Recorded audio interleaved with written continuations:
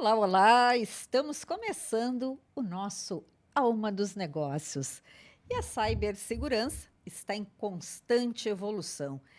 E este ano de 2026 está prometendo ser um ano bastante intenso.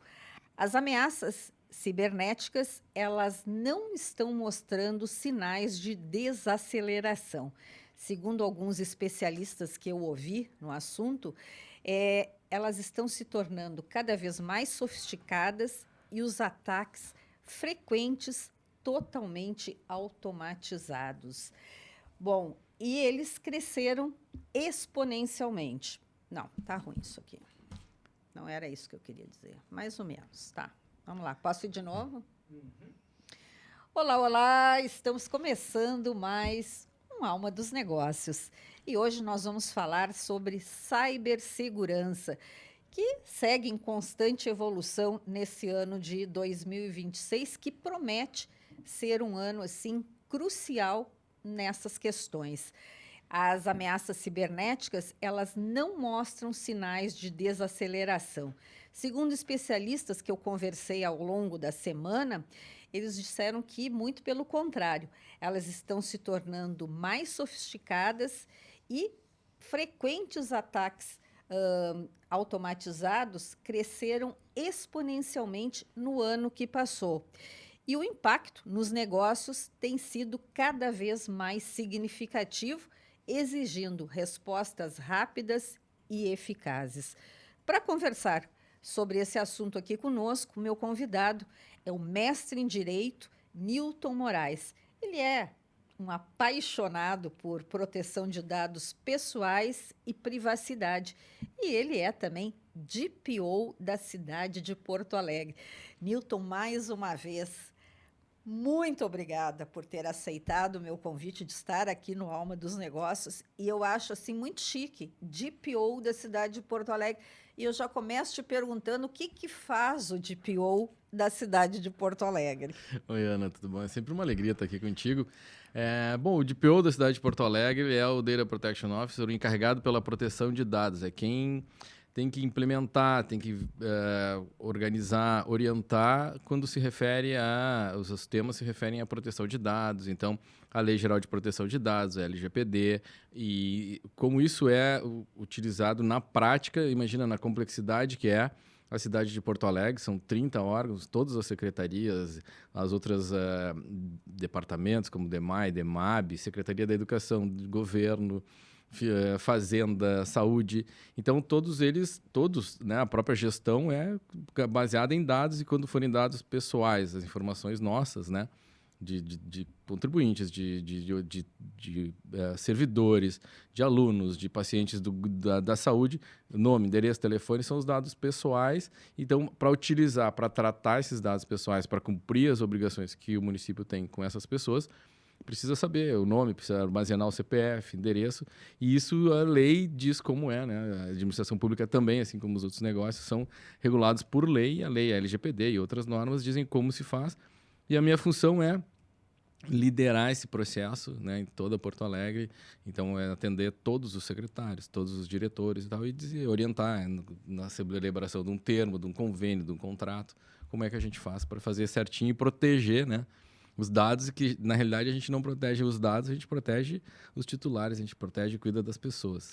Pois a gente fala sempre, Newton, que de uns anos para cá e o futuro tem muitas profissões ou cargos que não existem ainda e cargos que nem existiam, como é o caso esse, né, do DPO de Porto Alegre. Eu me deparei com isso ano passado, quando eu estava fazendo uma pesquisa e um dia te encontrei e tu me comentou, né, não, agora estou como DPO e eu fico pensando assim, que mais que vem por aí, né? Porque Porto Alegre, quer dizer, uma cidade que tem este cargo que não existia, Isso. desde quando nós temos isso? A Lei Geral de Proteção de Dados existe desde 2018. É muito recente. Muito recente. O cargo, então, essa adequação, essa implementação são níveis de maturidade desculpa, que as empresas, que as organizações e o poder público também vem adquirindo ao longo do tempo.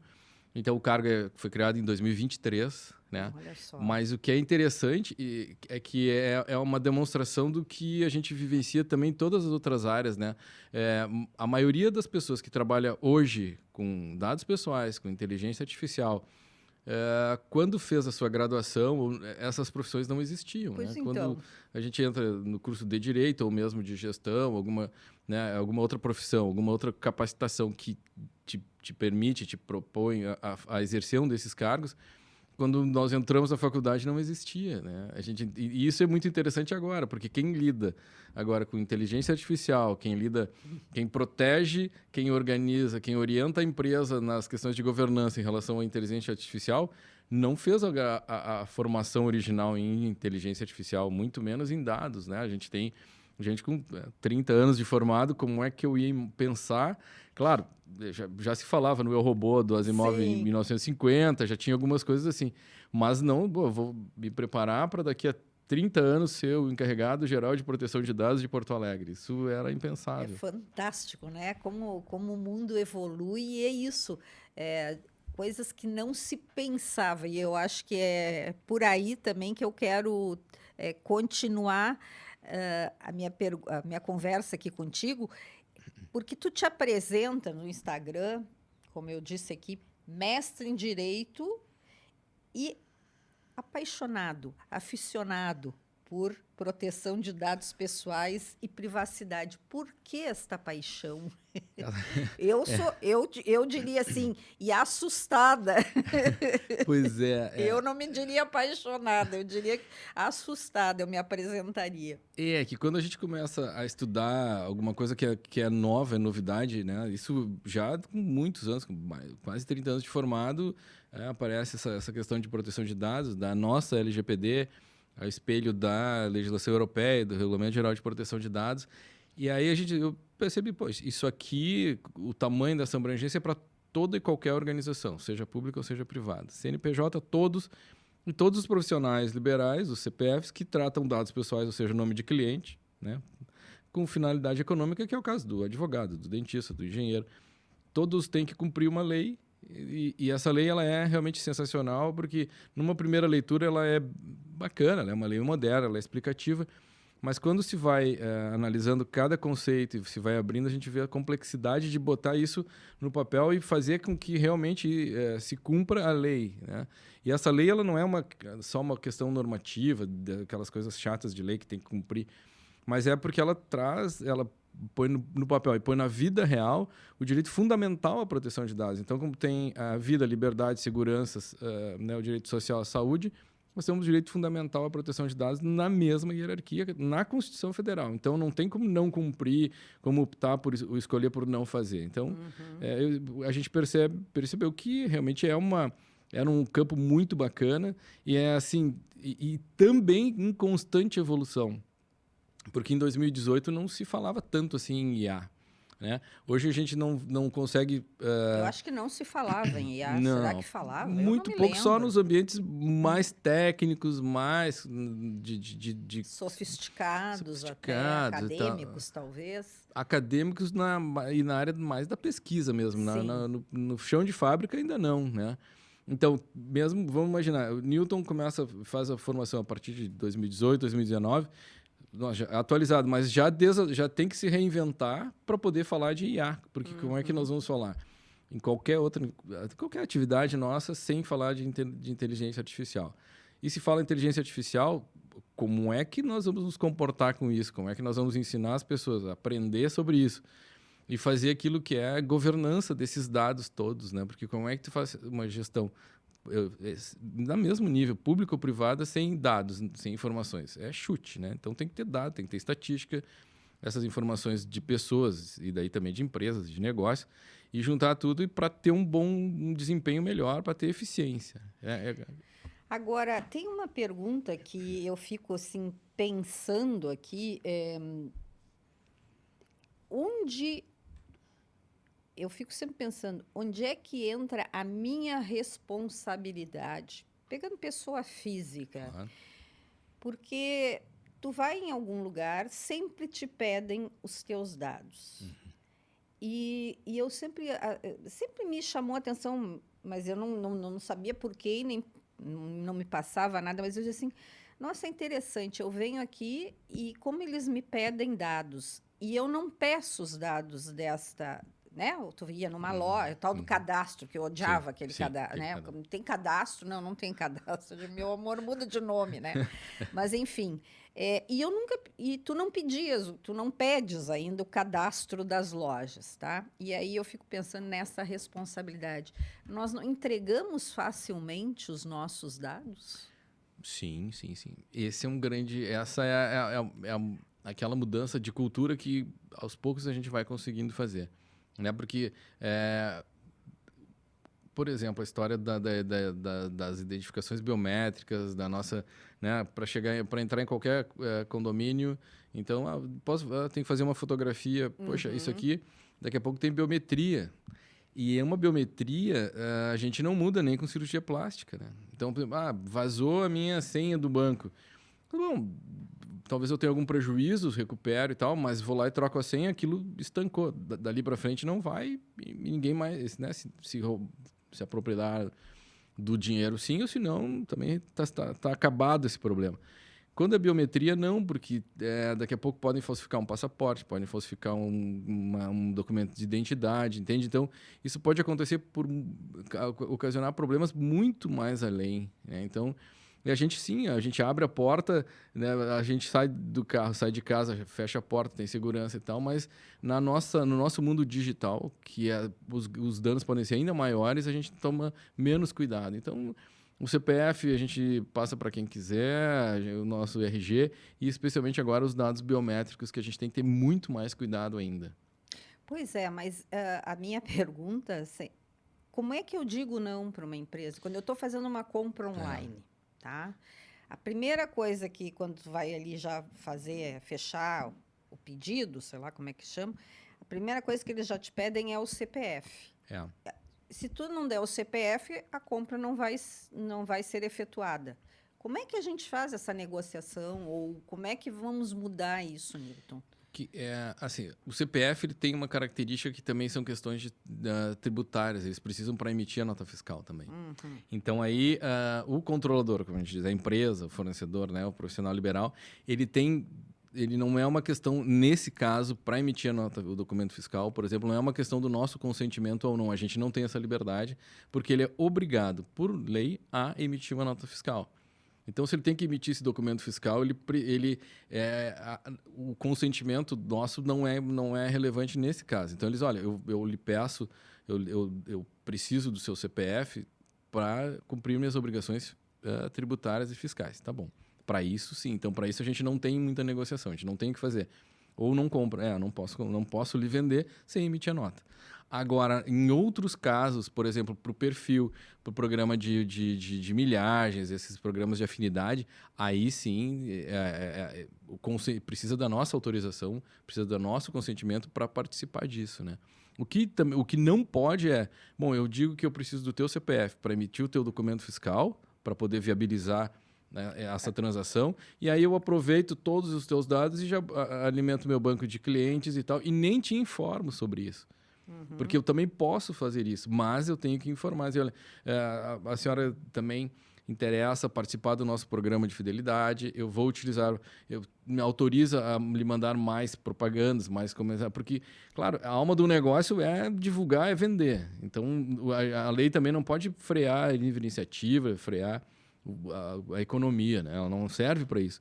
Mas é o como fazer. Bom, se a pessoa daí aceita e permite e faz questão de receber, tem empresas que a gente gosta de receber as novidades e tal para se manter atualizado. Então aí é outro relacionamento. Então aí sim a lei permite que se faça isso e a partir do momento que eu não quiser mais, eu informo e esse opt-out, né, a gente chama essa opção por sair desse cadastro tem que ser respeitada. Sim, mas se essa empresa sofreu um ataque, mesmo que ela tenha me Claro. pedido a autorização, ela sofre um ataque, ela a responsabilidade é dela, digamos que esses dados vazem, ou por isso que eu fico sempre... a minha responsabilidade também, até onde fica? É dela. É dela. Só dela, é não dela. é minha que permitir? Porque tu permitiste para o exercício, para acontecer uma relação jurídica, para acontecer uma compra e venda, para acontecer uma atividade de marketing, para acontecer algo que é relevante para as duas, tanto para a empresa quanto para ti. Agora, a empresa é o mesmo exemplo que se dá desde sempre com os médicos, por exemplo. Né? Eles têm que manter o prontuário arquivado, se for físico, por 20 anos após a última consulta, e se for eletrônico, para sempre. Se ele não faz isso por querer, ele não faz isso nem por autorização do paciente, ele faz isso por uma determinação do Conselho Federal de Medicina. Perfeito. Mas se vazar, a responsabilidade é dele. Ele não pode. Então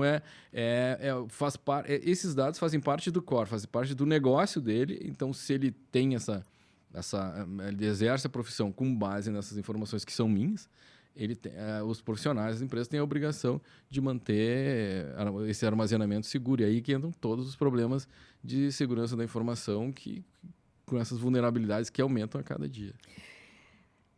Eu falei no início conversei contigo, conversei com outros profissionais e todos foram muito categóricos que este ano de 2026 essa situação toda aí vai aumentar, né? Principalmente dos cyberataques e da continuidade dos ataques. De que forma empresas, já que nós estamos falando aqui no alma dos negócios, como que as empresas podem se blindar mais?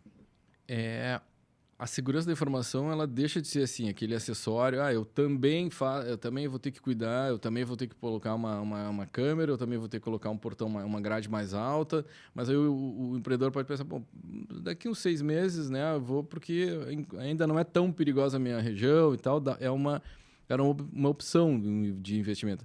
A segurança da informação ela não é mais uma opção, ela tem que fazer parte do core do negócio mesmo. Tem que fazer, assim como o negócio todos eles são baseados em dados, em informações, a segurança dessas informações, e aí mais do que os dados pessoais, porque ali está o modelo de negócio, estão os documentos, estão os contratos, estão as plantas, né, os modelos de utilidade, né, as questões... a alma da empresa está num ambiente... Antes era todo físico, agora ele é totalmente digital. Ou grande parte é totalmente digital. Muito mais também infenso a esse tipo de ataque. Então, quando uma empresa sofre, ou uma organização, também aí público ou privada dá na mesma, sofre um ataque, além dos dados pessoais, todas aquelas informações do próprio negócio, elas podem ser violadas e isso aumenta ainda mais o prejuízo.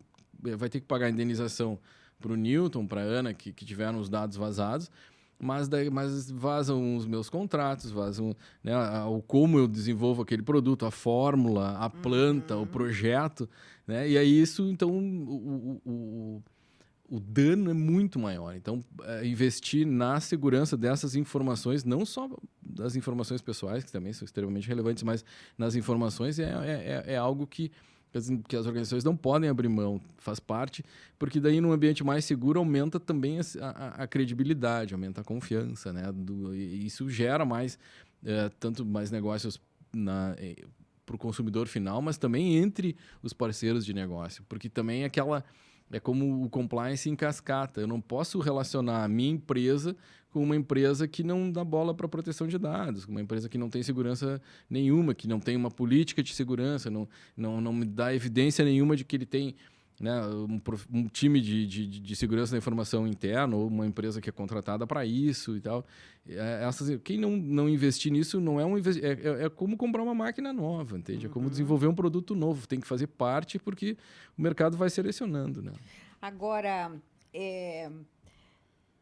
tu me ajudou aqui na nossa pauta e tu botou um item que eu achei muito interessante. Ficção, regulação e governança da inteligência artificial. O que é ficção? É interessante. Quando a gente... Eu estava dando também a gente fazer uma revisãozinha para vir para cá. Aquele livro Eu, Robô, do Asimov, é de 1950. Impressionante, É né? impressionante. Impressionante, né? E tem um outro que é impressionante também, a Sociedade do Espetáculo de 1967, Nossa.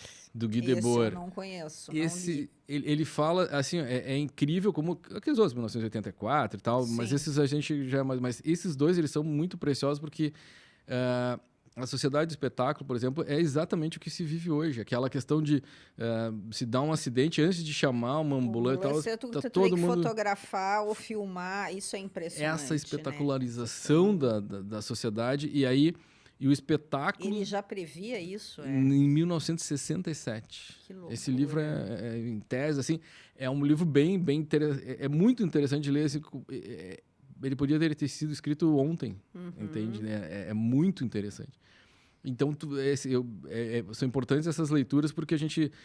né, tem o Beckett que escreve sobre a sociedade do risco. Daí vem o Rodotà da vigilância. Isso são todas obras dos anos 80. Não estou falando de nada de para cá de 90, 2000, entende? Então, a sociedade em rede, né, a sociedade do cansaço, como nós falamos esses dias. Então, esse tipo de análise a gente consegue entender onde é que a gente anda. E aí, ver que, poxa, em 1950... não eram as mesmas palavras, mas era o que acontece, o que o robô, como se deve programar o robô.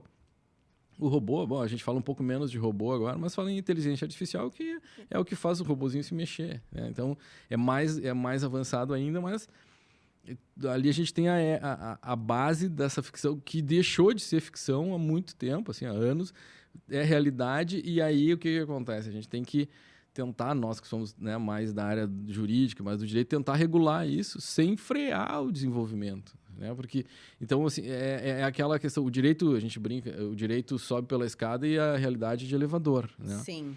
Então, e no mundo, como é que nós não podemos chegar para a empresa, para a gestão, e dizer, não usa a inteligência artificial porque, afinal de contas, nós ainda não temos uma lei para dizer como é que faz.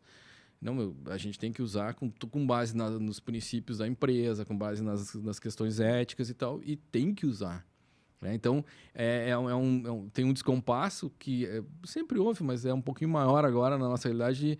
A ficção deixa de ser ficção, ela é realidade. A gente se preocupa muito com a questão de como regular, como fazer. Tem regulações na Europa, tem regulação americana, o Brasil, né, tem processo e tal. Mas assim, só que é trocar o pneu com o carro andando. Como faz o médico troca o coração e tem que circular o sangue, senão a pessoa vai morrer, entende? Então, a gente tem que fazer isso com as questões de IA, e os veículos autônomos já está por aí, né? A gente já faz daqui a pouco até cirurgia, e como é que se opera isso, né? Pois é, e já chegaram a um consenso, porque esses tempos eu estava ouvindo um debate muito interessante que era exatamente sobre o carro autônomo. O carro autônomo, ele atropela alguém, de quem é a responsabilidade? Pois essa a gente, né, estuda... É uma questão, né? E me parece que ainda não chegaram bem a um consenso, porque pode ser da empresa, pode ser da empresa que loca o carro, e pode ser até do cara que estava passando na frente desse carro autônomo, entendeu? E eu digo, não pode ser culpa minha daí, né? Pode ser de quem compra o carro e opta por ter um carro. É uma loucura, sabe? Ou é do programador, ou é do desenvolvedor, ou é de quem encomendou o programa, entende? É aquilo, mas é um outro, é o dilema do bonde, do trólego, né? Do ovo, né? Quem botou, como é que é? Se é o ovo ou a galinha, o que veio primeiro. Ou também aquela que um trem vai numa certa direção, ele vai em direção a um grupo de 20 pessoas e alguém tem o comando que pode desviar para matar 2 pessoas apenas. Não, é para quem for as 2, tudo bem, mas e se uma delas for a tua mãe? Não, então eu salvo a minha mãe.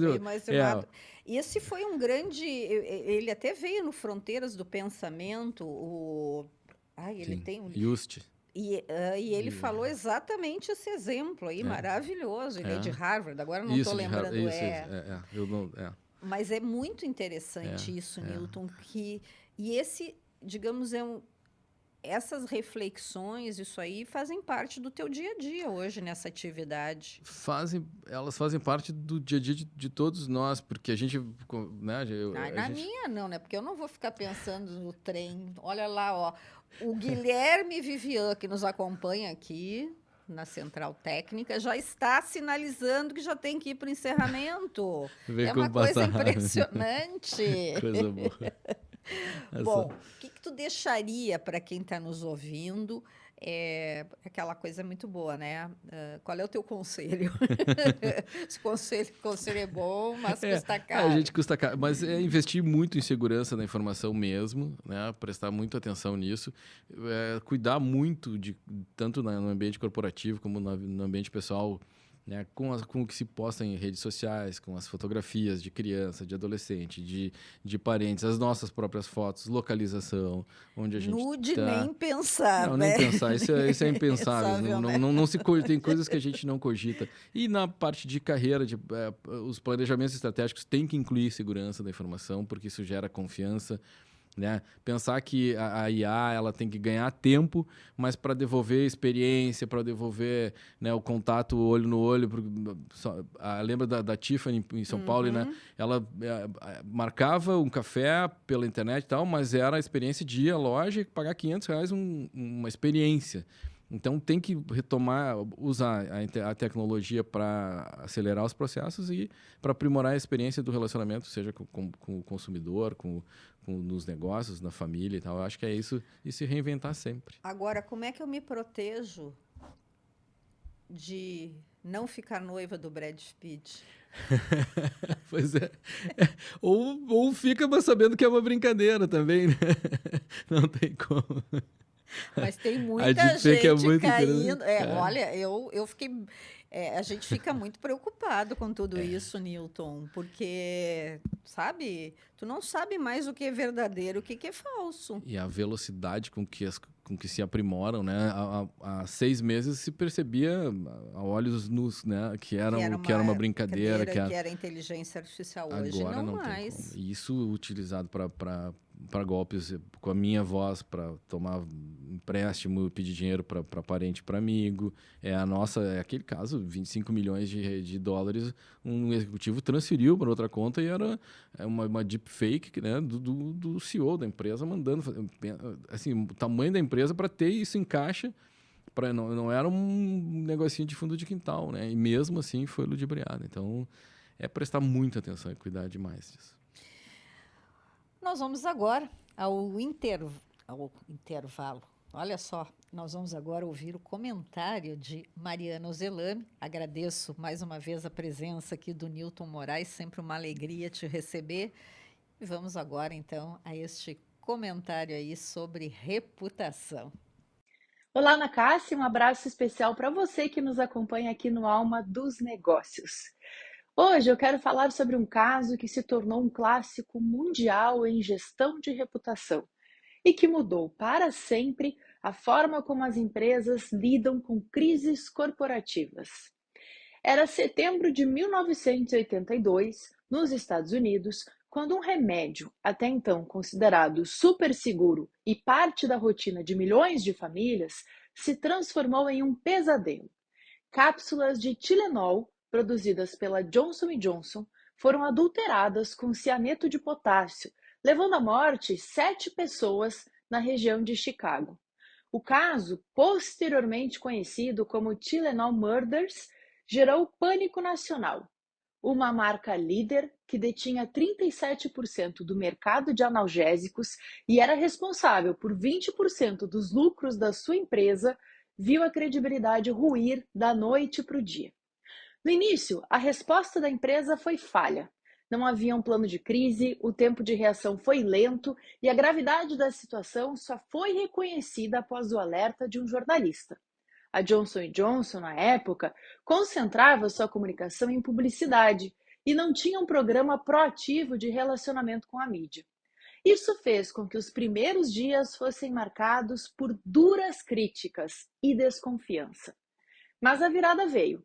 A Johnson Johnson rapidamente entendeu que era hora de mudar de postura. Criou um gabinete de crise, falou com os seus colaboradores, ordenou a retirada de 31 milhões de frascos das prateleiras e iniciou uma campanha pública para pedir que os consumidores não utilizassem o medicamento. E mais, ofereceu substituições gratuitas e assumiu a responsabilidade moral pelo ocorrido, mesmo sem ter culpa direta no caso. Dentro de um mês, a empresa desenvolveu uma nova embalagem inviolável, que foi apresentada em uma série de coletivas de imprensa. Em apenas 2 meses, o Tilenol voltou ao mercado com o apoio da mídia e da opinião pública. Um ano depois, já havia recuperado 30% da sua fatia de mercado. O presidente da empresa, James Burke, permaneceu à frente durante toda a crise, reforçando o compromisso com a transparência e a liderança. O que realmente destacou este caso dos outros foi a gravidade, a atenção nacional que recebeu e, principalmente, a postura ética e centrada nas pessoas.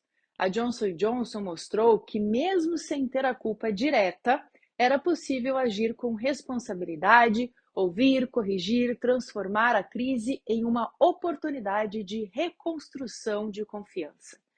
Este caso nos ensina algo único.